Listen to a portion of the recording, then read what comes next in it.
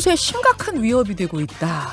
이게 무슨 말이냐면요. 미국 블룸버그 통신이 우리나라 드라마 오징어 게임을 놓고 한 평입니다. 미국 헐리우드를 위협할 만큼 대단한 인기몰이를 하고 있는 드라마 오징어 게임. 이게 9월 17일에 넷플릭스에 올라왔더라고요. 그러니까 열흘 된 건데 세계 66개국에서 1위를 하고 있습니다. 관련 굿즈까지 잘 팔리고 있다는데요. 한마디로 전 세계가 지금 이 드라마에 푹 빠져 있는 상황. 아, 도대체 뭔지, 이유가 뭔지, 뭐 예술적인 부분, 영화학적인 부분 외에 사회학적으로 진단을 해보고 싶어서 이분 모셨습니다. 대중예술평론가 이영미 씨 어서 오세요. 안녕하세요. 아니 선생님 아직 못 보신 분들이 더 많으실 거예요. 그렇죠. 근데 워낙 화제가 되니까 제목하고 주제 정도는 다 아시는 것 같더라고요. 일단 맛보기 화면을 준비해 오셨네요. 네. 잠깐 볼까요? 예.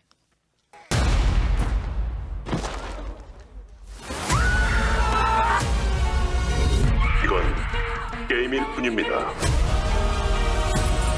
게임의 규칙만 잘 지키면 약속된 상금과 함께 무사히 이곳을 나가실 수 있습니다. 상금이 대충 얼마나 되나요? 아, 상금이 대충 얼마나 되나요? 456억 원 이렇게 되는 거죠. 그쪽에서 만든 예고편을 지금 보여드렸고요. 네. 스포가 안 되는 데까지만 네. 예, 대충의 얘기. 그런 거예요. 그러니까 회당 한 50분 조금 넘어되는 거고요. 네. 이제 총 9부작 시즌 1이 9회로 되어 있습니다. 그러니까 경제적으로 완전히 막장으로 몰려서 어떻게 할 수 없는 사람들을 모아놓고 게임을 시키는데요. 원래 게임이라는 게 게임 끝나면 그냥 도로 세팅이 되는 거잖아요. 다 살아있는 거잖아요. 당연하죠. 그게 게임의 재미인데 그렇죠. 이거는 이상한 게임들 정말 말도 안 되는 어린애 게임 같은 거 있잖아요. 뭐 무궁화 꽃이 피었습니다. 뭐 네. 달고나 뽑기 무슨 다방구 막 이런 거 시켜요. 근데 탈락하면 바로 그 자리에서 총을 쏴서 죽여요. 그런데 통과하면 정말 456억이라고 하는 어마무시한 돈이 걸려 있는 거죠. 네. 근데 누가 진행하는지도 모르고 시스템 운영의 그 실행 요원들 얼굴조차도 다 가면을 쓴 상태에서 몰라요. 그냥 진행이 돼요. 물론 이제 뒤에 가서 드라마에서 나오기는 하지만 그 게임에 들어가 있는 사람들은 전혀 모르는 상황으로 네. 그 게임에 참가하고 있는. 물론 자발적이에요. 게임에 들어가는 거는. 그렇죠. 네, 누가 강요한 것도 아니에요. 심지어 중간에 우리 못하겠다. 그리고 합의 보고 나오기도 해요. 그리고 규칙은 똑같으니까 공정하다고 계속 강조돼요. 하지만 나왔던 사람들도 나와 보니까 삶은 더 지옥이에요. 하하하하. 그러니까 다시 들어가요. 결국은 한 200명 정도가 456명 중에서 200명 가까 한 180몇 명 정도가 나왔다가 다시 들어가게 됩니다. 제발로 들어가는. 그렇습니다. 자, 여기까지만은 아셔도 돼요. 네, 괜찮습니다. 그 이 정도까지. 네, 뒤는 말씀 안 드릴게요.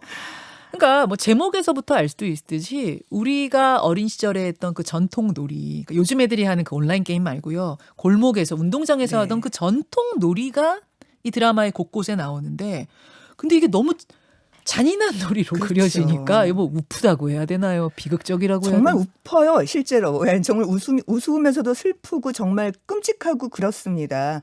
이 한국적인 놀이가 갖고 있는 그 독특한 한국성도 재미있는데 사실 무궁화 꽃이 피었습니다는 조금씩 규칙만 달라져서 전 세계 어린이들한테 다 있는 그런 게임이라고 그래요. 그리고 게임 규칙이 너무 단순하기 때문에 그냥 누구나 봐도 세계 어떤 사람들이 봐도 어떻게 하는 게임인지 금방 알 수 그렇죠. 있는 그런 그렇죠. 정도예요. 근데 그거를 이렇게 쭈그리고 앉아가지고 다들 똑같은 트레이닝 입고서 앉아서 그 어른들이 땀을 찔찔 흘리면서 그 달고나 뽑기를 하는 상황을 한번 생각해 보세요. 네, 네. 근데 거기서 잘못해가지고 쫙 부러뜨리면은 바로 그 자세에서 빵 그리고 총 쏴서 확 죽어요. 그러니까 언제 죽을지 모르는 공포 속에서 그 달고나를 막 혀로 핥으면서 아, 잠깐 그거 하고 얘기하시면 안 될, 있어요. 그 너무 자세히 가시면 안 될 것 같아요. 그 하나하나가 다 근데 어쨌든 그게 굉장히 매력이에요. 네. 그런 그 웃픈 상황이라고 하는 게 이 드라마의 아주 중요한 매력입니다. 그러니까 영화 기생충에서 보여줬던 슬픈데 해학적인 거 그렇죠. 비슷한 느낌을 좀. 예. 우리나라 사람들이 원래 그런 거 좀 잘하는 것 같아요.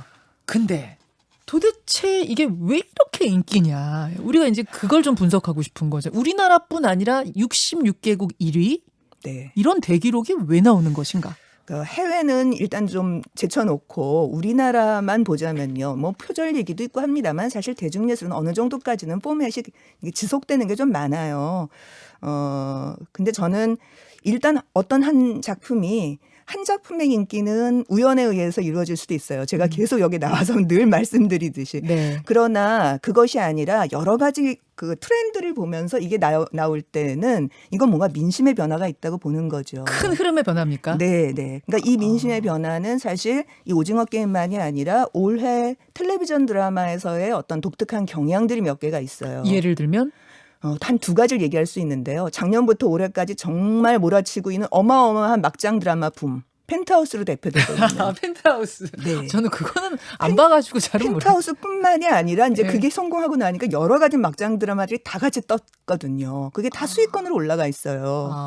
또 하나는 드라마에서 범죄 수사물들이 있잖아요. 네네. 범죄하고 잡고 뭐 법정으로 가고 하는 얘기들. 어. 그 경향이 올해 조금 변화했어요. 인기 경향이. 어떤 식으로요? 네, 일단 처음부터 예. 펜트하우스나 막장 드라마 그러죠. 얘기. 예. 그러죠. 막장 드라마는 뭐 늘 언제나 있는 거라고 얘기할 수 있어요. 근데요. 그게 왜 그렇게 늘 있냐 하면은 별 긴장, 그러니까 별 무슨 설정 없이 그냥 쉽게 긴장감을 일으키고 사람들을 이렇게 휘어잡을 수 있기 자극적이죠. 때문이에요. 그래서 일일극이나 무슨 아침 드라마 같은 데서 많이 나와요. 네. 근데 이제 그 정도의 늘 있는 수준을 지나가서 갑자기 올라가는 때가 있어요. 네, 네. 그 갑자기 올라갔던 때를 한번 생각해 보세요. 2008년 아내의 유혹. 그 전으로 보자면은 98년, 99년, 2000년 즈음에 신데렐라 스토리인데도 두 여자 주인공, 콩쥐하고 팥쥐 같은 여자 주인공들이 거의 막 죽을 듯이 개싸움하는 얘기들이 있어요. 많았어요. 콩쥐 팥쥐들이. 예. 그러니까 뭐 토마토 2부의 모든 것. 그 2부의 모든 것에서 악녀하던 배우가 바로 김소연이에요. 펜트하우스에. 악녀를 너무 잘해요. 연기 잘하죠. 근데 이 두 시기를 한번 보세요. 하나는 외환위기예요. IMF네. 예. 또 하나 2008년 즈음은 미국발 금융위기 시기예요. 네. 그러니까 뭔가 경제가 바닥을 쳐서 절망스러워지거나 거기에 정치까지 정말 이거 뭐지? 이렇게 출구가 없다고 보일 때 사실 이런 막장이 떠요.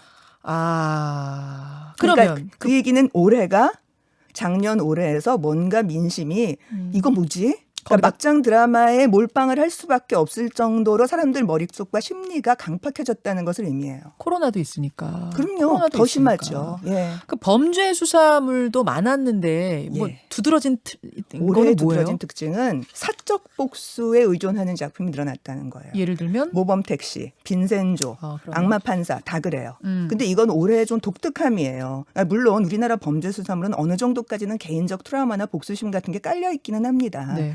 그러니까 미드에선 굉장히 쿨하게 과학적으로 수사해버리고 끝 이러잖아요. 네. 근데 우리는 거기 막 사람들이 거의 미친 것처럼 달려들어가지고 뭐 아버지의 원수를 갚아야 되고 그렇죠. 막 이런 것들이 껴있어요. 예. 근데 그럼에도 불구하고 어쨌든 공적 시스템을 통해서 뭐 이성적으로 해결하는 부분이 마지막에 나오면서 이렇게 해결이 되는 게 보통의 수사물들의 맞아요. 특성이에요. 그렇죠. 근데 올해는 그 정도가 아니에요. 범죄 피해자들이 막 가해자를 납치해서 죽이고 불태우고 뭐 감금하고 이게 거의 범죄 수준의 복수를 해요. 그런 트렌드가 나타난 이유도 저는 공적 시스템에 대한 신뢰가 무너졌다고 보여요. 그러니까 공적 시스템 뭐 경찰, 법조, 뭐 물론 그 시스템에 대한 신뢰가 아주 높지는 않았어요. 근데 정말 바닥을 친 거예요. 그러니까 사람들이 그럼 내가 해야지 이렇게 되는 거예요. 각자 복수도. 도생. 물론 그거 해갖고 내가 죽을 수도 있어요. 죽든지 말든지 어디 같이 죽자 이런 식의 정말 막장까지 가는 심리가 팽배해 있는 상황. 이거는 조금 심각해요. 그러면 이 오징어 게임은 지금 말씀하신 두 경향이 다 섞여 있는 거예요? 그렇다기보다는 저는 이제 여기까지를 주목하고 있었어요. 근데 오징어 게임을 이렇게 보면서 야 이런 트렌드가 있는데 오징어 게임까지 빅히트? 이건 더 끔찍한 거예요. 또 다른 차원입니까? 예. 그 말하자면은 아주 굉장한 분노 같은 게 있는 거잖아요. 사적인 복수를 한다는 거는. 네네. 그런데 거기다가 오징어 게임 수준의 얘기가 덧붙여진다고 생각해 보세요. 뭐가 보이나. 삶은 지옥이에요. 삐끗하면 죽어요. 네. 살얼음판 걷듯이 조심조심 가고 있어요. 네. 또 한편으로 살아남기 위해서 온갖 머리를 굴리고 합종 연행하고 난리를 치는데 계속 죽어요. 그럼에도 불구하고 멈출 수도 없어요. 나갈 수도 없어요. 도망칠 수도 없어요. 항의도 안 먹혀요. 그 시스템을 고칠 수도 없어요. 누구한테 항의를 해야 될지도 모르겠어요. 아, 그러네. 예. 근데 그게 바깥에서는 이게 복수 이런 거로 터지는 드라마가 한편으로 있는가 하면 네. 이거는 죽더라도 끝까지 갈 수밖에 없는 상황을 그리고 있다는 거예요. 그러니까 그나마 공정한 룰 막 이런 소리를 막 강조를 하는데 공정합니다. 네, 여러분 이 계속 게임은 강조해요. 공정합니다 하는데 근데 그 공정을 정말 이게 공정 맞아? 이렇게 죽는데? 이런 생각을 하도록 만들어요. 저는 그 지점이 조금 뭐라 그럴까. 그걸 회의하게 만드는 그 공정이라고 네. 하는 우리 사회의 화두를 이렇게 회의하게 만든다는 점에서 이 드라마가 굉장히 흥미롭고 재미있어요. 저 지금 약간 소름이 쫙 끼쳤어요. 보면 공정해요. 진짜 공정하거든요. 게임하는데 그렇죠. 되게 공정하게 하거든요. 근데 엄청 불공정한 느낌이야. 근데 우리 사회도 그렇잖아요. 지금 너무나 많은 사람들이 특히 2030들이 공정 외치잖아요. 근데 그 공정 게임이 진짜 공정한가? 네. 오징어 게임도 비슷한 거 아닙니까? 규칙은 그러네요. 공정한 것 같지만 우리 사는 세상이 공정하지 너무나 않잖아요. 공정해 보이지 않는 이것을 그렇죠. 여기서 해학적으로 그려냈다. 이 말 풍자적으로 그려냈다는 말씀. 네. 그러니까 자, 그럼 우리는 그래요. 우린 네. 그렇고 해외에서 열광하는 거 또 뭐 한두 개국이 아니라 66개국에서 열광하는 건 왜 그래요? 사실 제가 이 부분은 정말 전문가가 아니어서 이 바깥의 얘기는 또 이 나름대로 분석하시는 분들이 있거든요. 그냥 제가 짐작하고 있는 것만 예. 몇 가지 말씀드린다면 예.